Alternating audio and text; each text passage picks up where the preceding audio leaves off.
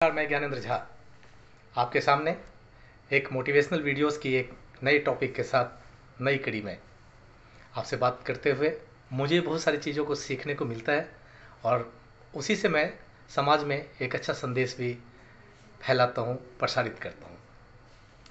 तो आज का टॉपिक है खुद को वश में करना सीखना चाहिए। हम खुद को कैसे अपने कंट्रोल में करें, आत्मनियंत्रण क्यों ज़रूरी है और इसका हमें कैसे फ़ायदा पहुंचता है। तो हम आत्मनियंत्रण पे ही बात करते हैं एक छोटी सी कहानी के माध्यम से।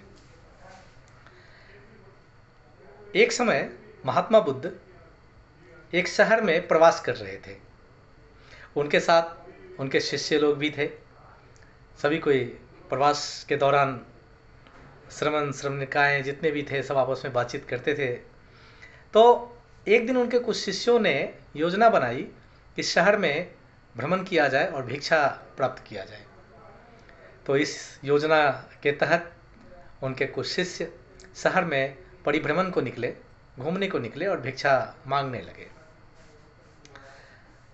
घूमने को निकले ही थे, दो चार जगह घूमने को गए ही होंगे, भिक्षा मांगा ही होगा कि उस शहर के अधिकांश लोगों ने उन सभी उनके जो शिष्य थे उनको भद्दी भद्दी गालियां देना शुरू कर दिया, क्रोधित होकर बात करना शुरू कर दिया, अपशब्द कहना शुरू कर दिया।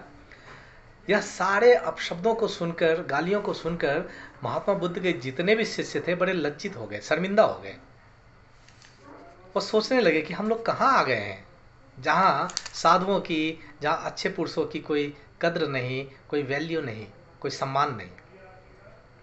बड़े दुखी मन से उनके सारे शिष्य, महात्मा बुद्ध के सारे शिष्य वापस प्रवास स्थल पर लौट आए।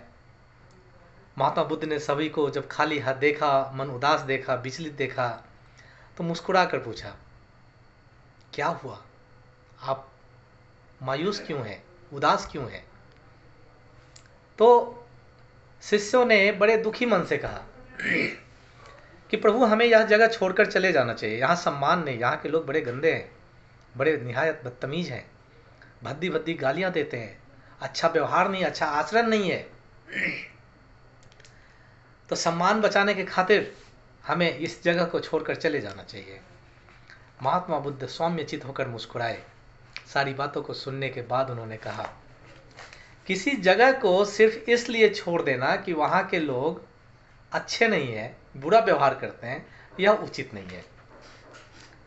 यह उचित नहीं है कि केवल इसलिए छोड़ दें कि वहाँ के लोग अच्छे नहीं हैं। तो जिस स्थान पर भी जाए हमें कुछ ऐसा करना चाहिए, हमें कुछ ऐसा करना चाहिए कि हम किसी भी स्थान पर जाएं तो ऐसा कर दें कि जब हम तब तक उस स्थान को नहीं छोड़ें जब तक अपनी अच्छाइयों के बल पर वहाँ के लोगों की खामियों को, बुराइयों को दूर न कर दे, वहाँ के लोगों के आचरण को सुधार न दे। हम जिस स्थान पर भी जाएं वहाँ के लोगों का कुछ न कुछ भला करके ही वापस लौटें। शिष्यों का कहना था, प्रभु ये कैसे होगा? महात्मा बुद्ध ने एक उदाहरण दिया कि जिस प्रकार युद्ध में हाथी को, किसी युद्ध में जब आप देखिएगा उस पर चारों तरफ से तीरों की बौछार होती है शत्रु दल द्वारा, शत्रु सेना द्वारा, लेकिन वह तीरों की बौछार को सहता हुआ, झेलता हुआ वह अनवरत आगे बढ़ता चला जाता है। ठीक उसी प्रकार उत्तम प्रवृत्ति के जो व्यक्ति होते हैं उन्हें भी दूसरों के अपशब्दों को झेलना पड़ता है, गालियों को सुनना पड़ता है, क्रोध को झेलना पड़ता है, उनके कठोर वाणी, कठोर शब्दों को झेलना पड़ता है। तो लेकिन फिर भी वह अच्छा काम करते हुए ही आगे बढ़ता चला जाता है। तो खुद को वश में कर लेने वाला व्यक्ति, उससे उत्तम कोई और नहीं हो सकता। तो महात्मा बुद्ध ने इस कहानी से हमें, आपको, पूरे संसार को, सबों को एक शिक्षा दिया।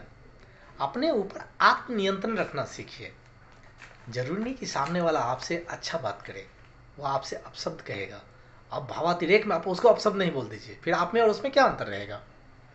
वो आपसे गुस्सैल प्रवृत्ति का होगा तो गुस्से में बात करेगा, तो आप गुस्सा मत होएं, आप बड़े सौम्यचित होकर बात करें, क्योंकि आपकी एक मुस्कान किसी के भी गुस्से को समाप्त कर देगी।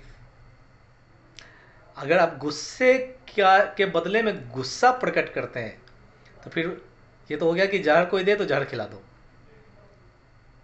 तो प्रत्युत्तर में आप भी अपशब्दों का या दुर्व्यवहार का प्रयोग ना करें। तो आज हमने सीखा आत्मनियंत्रण कैसे करें, स्वयं को वश में कर लेने वाला इंसान उत्तम प्रवृत्ति का कैसे होता है। धन्यवाद।